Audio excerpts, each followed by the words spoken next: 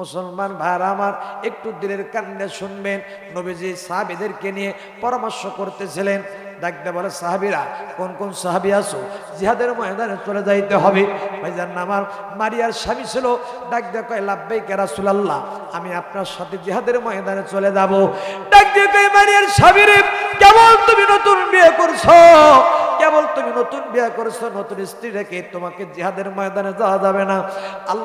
আল্লাহর নবী সাহাবী বন্ধু আমার ডাক দিয়ে কয়, ইন্নাস সালাতি ওয়ান নুসুকি ওয়া মাহইয়া ওয়া মামাতি লিল্লাহি রাব্বিল আলামিন। আর জোরে বলেন আল্লাহু আকবার। আল্লাহ তোমার জান্নাতে যাব, বলেন আল্লাহ তোমার জান্নাতে যাব, বলেন আল্লাহ তোমার জান্নাতে যাব। কোরআন হাদিস মেনে নিয়ে, কোরআন হাদিস মেনে নিয়ে জীবন চালাবো, আল্লাহ তোমার জান্নাতে যাব, বলেন আল্লাহ তোমার জান্নাতে যাব। কোরআন হাদিস মেনে নিয়ে, কোরআন হাদিস মেনে নিয়ে জীবন চালাবো, আল্লাহ তোমার জান্নাতে যাব, আল্লাহ তোমার জান্নাতে যাব। জোরে বলেন মারহাবা। বাজান দেখেন তো, একটু দুই চোখের পানি ফেলাইতে পারেন নাকি বন্ধু আমার? এই মাহফিল আমার মনে হচ্ছে এই মাহফিল আজকে আল্লাহর দরবারে কবুল হয়ে যাবে।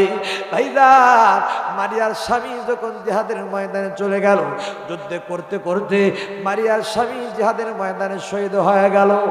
কাফেরেরা এমন ভাবে মারিয়ার স্বামী বন্ধুরা আমার দেহটাকে খণ্ড খণ্ড করে ফেললো। ভাইজান আমার মারিয়ার স্বামীর দেহটা বন্ধুরে সাহাবীরা একত্রিত করে ফেললো, একটা ব্যাগের মধ্যে ভরিয়ে ফেললো। নবীজি ডাক দিয়ে কয়, সাহাবীরা, শহীদদের লাশগুলো একটু আমার সামনে নিয়ে আসো না কেন, আমি একটু শহীদদের লাশগুলা দেখি। সমস্ত শহীদদের লাশগুলা দেখে, কিন্তু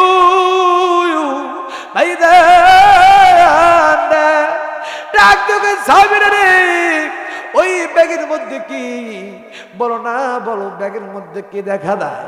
ডাক দেখ, নবী গো, ব্যাগের মধ্যে কি, আপনি চিন্তা করবেন না। ডাক দেখ, সাহাবীরা রে, ব্যাগের মধ্যে কি আছে আমার নবীর মন মানে না, আমাকে একটু দেখাও না কেন। যেই মাত্র ব্যাগের মুখ খুললেও, খোলার সঙ্গে সঙ্গে দেখেন যে মারিয়ার স্বামীর খণ্ড খণ্ড করা দেহ মোবারক। নবীজি হাউমাউ করে কান্না শুরু করে দিল। এই রে, কেবলমাত্র মারিয়াকে নতুন বিয়ে করছে। ভাইরা, মারিয়ার স্বামী জিহাদের ময়দানে শহীদ হয়ে গেল। নবীজি হাউমাউ করে কান্দে, ডাক দে কয়, আল্লাহ গো, আমি মারিয়াকে যা কি জবাব দেব?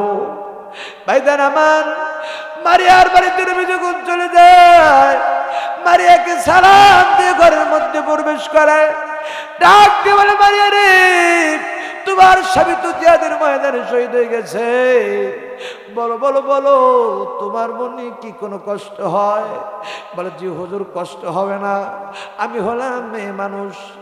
ডাক দিয়ে কই, নবী গো, আমি কেমন করে সইতে পারি?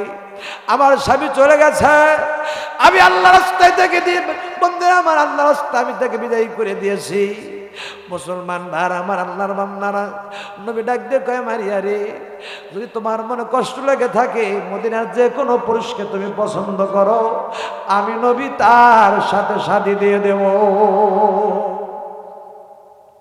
ডাক দিয়ে কয়, নবী গো, যদি আমাকে পছন্দ না করে, কয় আমি যে বলবো, কয় আপনার কথা যদি সে না রাখে, নবী আমার ডাক দিয়ে কয়, মারিয়া রে, যদি আমার কথা না রাখে রে মারিয়া, কিয়ামতের ময়দানে আমি নবী তাকে শাফায়াত করব না।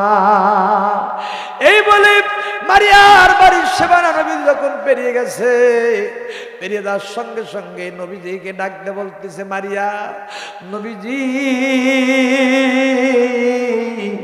ইয়া রাসূলুল্লাহ, ইয়া হাবিবাল্লাহ, আপনি একজন মদিনার মানুষ, আমি দিনের নবীর স্ত্রী হতে চাই। জোরে জোরে বলেন মারহাবা। নবী আমার ডাক দিয়ে, মারিয়া রে, আমাকে মস্তদায় ঠেকে দিলে রে মারিয়া। ঠিক আছে মারিয়া, আমি তোমাকে বিবাহ করতে পারি, কিন্তু আমার শর্ত আছে দুইটা। কয়টা? দুইটা সত্য। এক নাম্বার সত্য, তুমি খুব ভালো শরবত জানো, আমি যখন তোমার ঘরে যাব আমাকে সুন্দর করে এক পেয়ালা শরবত খাওয়াইবা। আর দুই নাম্বার সত্য হলো, খবরদার মারিয়া খবরদার, মৃত ব্যক্তির কিনারে কিন্তু কান দেবে না। মৃত ব্যক্তির কিনারে কান দিলে মৃত ব্যক্তির আত্মা কষ্ট পাবে। ভাইজান রে, মুসলমান বান্দা আমার, আল্লাহর বান্দারা, দুইটা সত্য লাগিয়ে দিলেন মারিয়াকে। মারিয়ার ঘরে নবী যায়, এক পেয়ালা শরবত খায়। বন্ধুরে মারিয়া 10 মাস 10 দিন পেরিয়ে যায়। মারিয়ার গর্ভ থেকে একটা সন্তান জন্ম হয়, যে সন্তানটার নাম রাখা হলো ইব্রাহিম। জিজ্ঞেস করতে পারে, হুজুর ইব্রাহিম তো নবীর নাম, কিন্তু ইব্রাহিম সে ইব্রাহিম নয়। বন্ধু আমার, নবীদের সন্তান ছিল তয়্যুব, নবীদের সন্তান ছিল ইব্রাহিম, নবীদের সন্তান ছিল কাসেম। ভাইজান রে, ইব্রাহিম যখন 7-8 বছর হয়ে যায়, ইব্রাহিম রোগময় মৃত্যুবরণ করে। নবীদের কাছে সংবাদ চলে যায়। নবীদের সংবাদ শুনে দোয়া পড়ার পর বাড়িতে আসছেন। বাড়িতে এসে দেখতে পারে ইব্রাহিমকে মারিয়া সুন্দর করে গোসল দিয়ে সাজিয়ে রাখছে, কিন্তু মারিয়া কান্দে না, মারিয়া কান্দে না। সাজিয়ে গুজিয়ে দে মোরে সজনী তোরা, সাজিয়ে গুজিয়ে দে মোরে, সাজিয়ে গুজিয়ে দে মোরে সজনী তোরা, সাজিয়ে গুজিয়ে দে মোরে। বরের পাতা গরম জলে শুয়াইয়া মো শরীর তলে, বরের পাতা গরম জলে, বরের পাতা গরম জলে শুয়াইয়া মো শরীর তলে, আতর গোলাপ চন্দন মেখে দে সজনী তোরা, সাজিয়ে গুজিয়ে দে মোরে, সাজিয়ে গুজিয়ে দে মোরে সজনী তোরা, সাজিয়ে গুজিয়ে দে মোরে। জোরে বলেন মারহাবা। মুসলমান ভাইরা আমার, আল্লাহর বান্দারা শুনে রাখেন বন্ধুরা আমার, এ বন্ধুরে, আল্লাহর বান্দারা, নবীজি দেখতে পাচ্ছেন মারিয়াকে, মারিয়া গোসল দিয়ে সাজে রাখছে। নবীজি ডাকতে কয়, মারিয়া রে, ইব্রাহিমের মুখের মরণটা একটু খুলে দাও, আমি একটু ইব্রাহিমকে দেখি। যেই মাত্র ইব্রাহিমের মুখের মরণটা খুলিয়ে দিয়েছে, দেওয়ার সঙ্গে সঙ্গে ইব্রাহিমকে দেখে নবীজির চোখের কোটায় পানি এসে ভরে গেছে। এখন পড়বে পড়বে সেই ভাব হয়ে গেছে। মারিয়া ডাক দিয়ে কই, নবীজি, ইয়া রাসূলুল্লাহ, ইয়া হাবিবাল্লাহ, আপনি কিন্তু বলেছেন মৃত্যু ব্যক্তির কিনারে কান্না নিষেধ নবী গো, আপনার চোখের কোটায় পানি এসে ভরে গেছে, এখন কিন্তু পড়বে পড়বে সেই ভাব হয়ে গেছে। নবীজি, তুমি যদি নবী কান্দ গো, তাহলে আমি মারিয়াও কিন্তু কেঁদে ফেলব। নবী আমার ডাক দিয়ে, মারিয়া রে, আমার কলিজার টুকরা নয়নের তারা ইব্রাহিম আমাকে ছেড়ে চলে যাবে রে, আমি বাবা হয়ে কোন পানে সহ্য করতে পারি রে মারিয়া, আমি তো কান্দি না মারিয়া, কান্দি না, আমার চোখের পানি যে বাধা মানে না।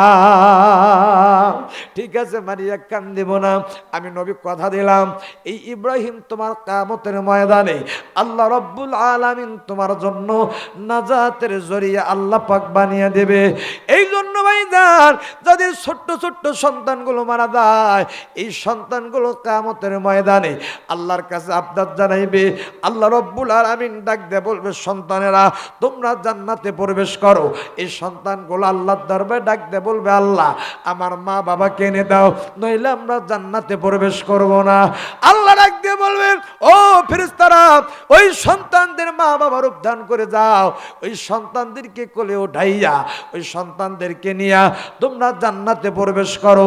এই সন্তানগুলোর মা বাবার উদ্ধান করে আসে, সন্তানদেরকে কোলে উঠাইয়া বলবে, বাবা আসো, আমি তোমার মা, আমি তোমার বাবা। এই সন্তানগুলো আল্লাহর দরবারে ডাক দিয়ে বলবে, আল্লাহ, আয় আল্লাহ, এটা আমার মা নয়, এটা আমার বাবা নয়। আল্লাহু আকবার বলেন। এটা আমার মা নয়, এটা আমার বাবা নয়। আল্লাহ ডাকতে বলবে সন্তানেরা কেমন করে টের পাইলা এটা তোমার মা নয়, এটা তোমার বাবা নয়?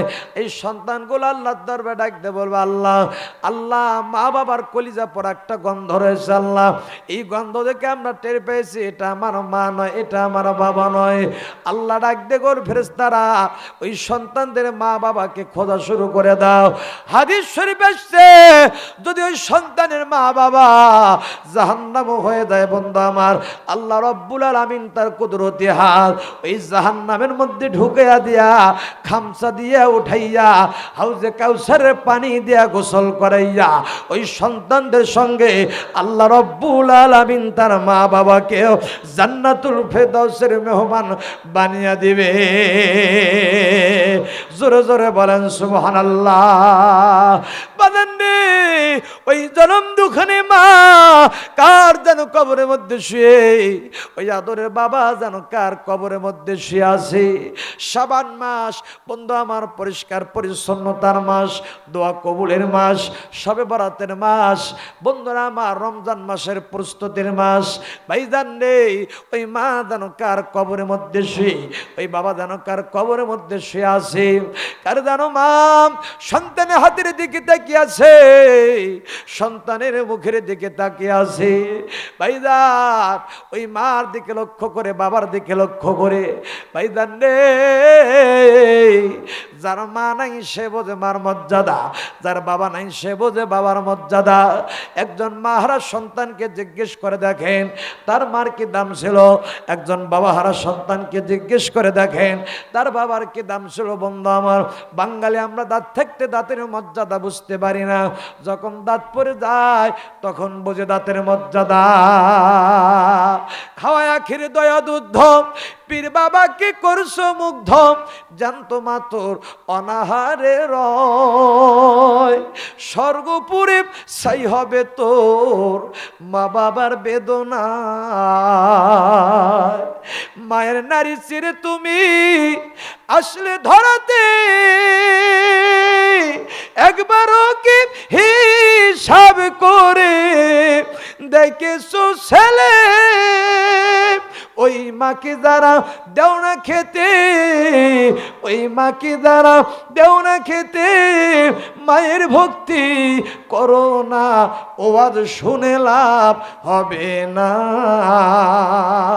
মাকে যারা ভালোবাসো না, বাবাকে সম্মান করো না, ও আজ শুনে লাভ হবে না।